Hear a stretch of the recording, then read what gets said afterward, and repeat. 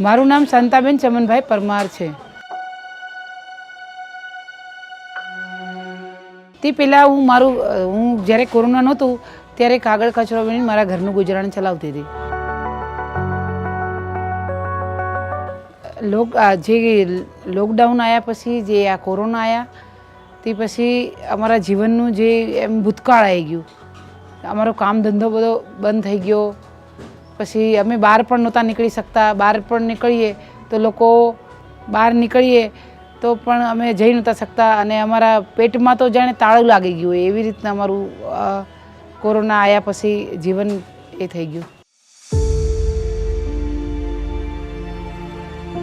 એક ફોન આવ્યો, બેન તમે આ કામ કરશો પ્લમ્બિંગનું? તો મેં કીધું ભાઈ મને તો આ બધું કામ આવડતું નથી, પણ પેટનો ખાડો પૂરવા માટે મેં હા પાડી દીધી કે આ હું પ્લમ્બિંગનું કામ કરીશ।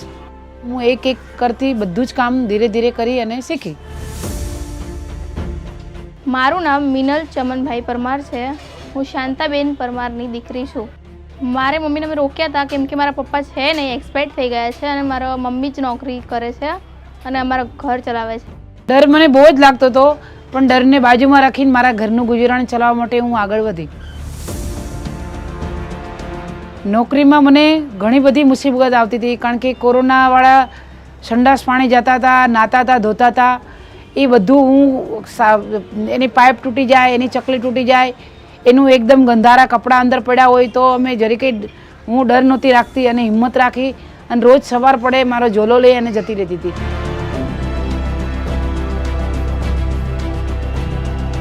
બારસો બેડ હોસ્પિટલમાંથી આવતી ને એટલે લોકો પાણી રેડી દે, એમના છોકરા હોય ને એને ખેંચી લે કે આ તો બહુ ખરાબ કામ કરે છે, આને તો અંદર આવા જ ના દેવાય, ચાલીમાં નહીં આવવા દેવાની।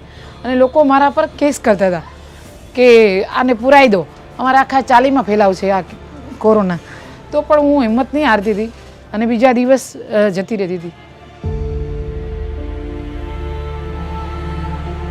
આટલી બધી મેં પરેશાનીઓ પાછળ જોઈએ અને મારામાં એટલે જ હિંમત આવી કે મારું પરિવારનું ગુજરાન હું ચલાવી શકું।